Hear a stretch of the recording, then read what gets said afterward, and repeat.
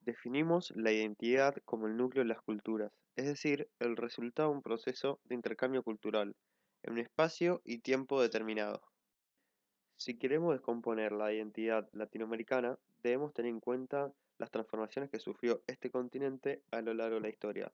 Debemos comenzar analizando las culturas precolombinas, ya que estas comunidades son una herencia viva y los habitantes originarios del continente.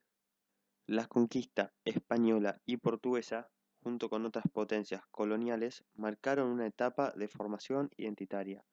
Este último fenómeno se vio fomentado por la esclavitud y ciertas corrientes religiosas con tendencias inquisitorias.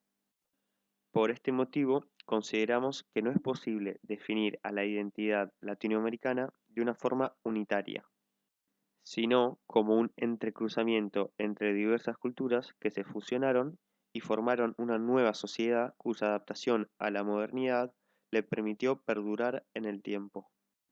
Cabe resaltar que estas culturas, a su vez, son un producto de una transculturización, ya que no existe una cultura pura.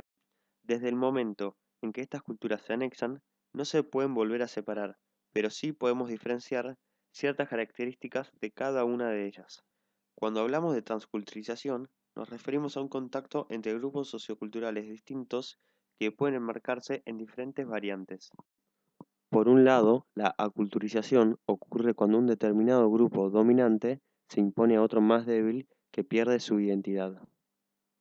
A su vez, la multiculturalidad ocurre cuando ambas sociedades que entran en contacto existen en un mismo espacio, pero sin tener relación entre sí. En tercer lugar, la interculturalización se refiere a la situación en la cual varios grupos que tienen contacto se influyen mutuamente y logran producir un equilibrio entre sus tradiciones, costumbres y modos de habitar.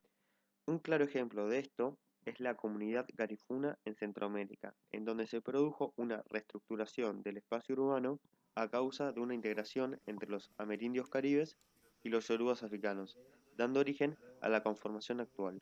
Para poder analizar esta reestructuración del espacio urbano, debemos recordar que la arquitectura responde a una variedad de factores, como son la exigencia del clima, materiales a su disposición, los procesos de diseño, las necesidades de la sociedad y las corrientes culturales. Las características territoriales forman el lenguaje espacial que estará relacionado con la dimensión, la orientación y los usos de la aldea. Además, tenemos que tener en cuenta que la implantación de las aldeas responde al clima específico de su situación, momentos históricos y ámbito específico. Debido al clima, los garífunas adoptaron los mismos cultivos que los caribes, por ejemplo la papa, el maíz, la mandioca, la coca, el tabaco y el ají.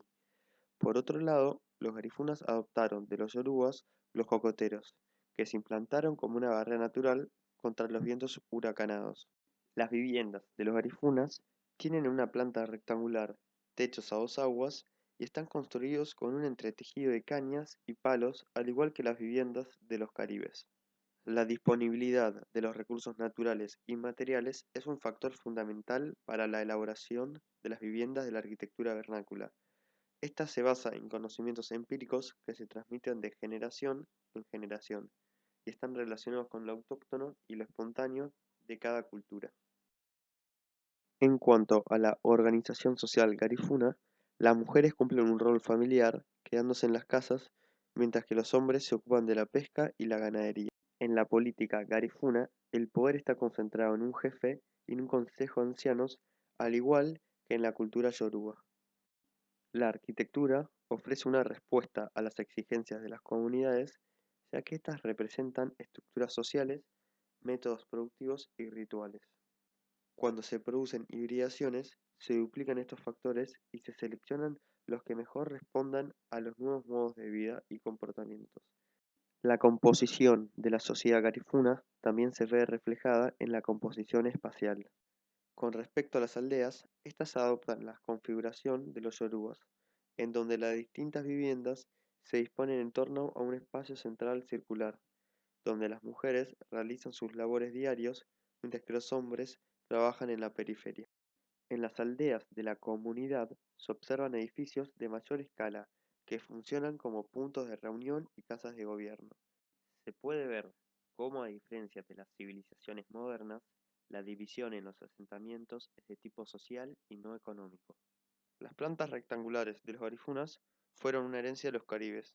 Esta disposición se mantuvo debido a cuestiones de funcionalidad. Además, los asentamientos disgregados están relacionados con la pesca.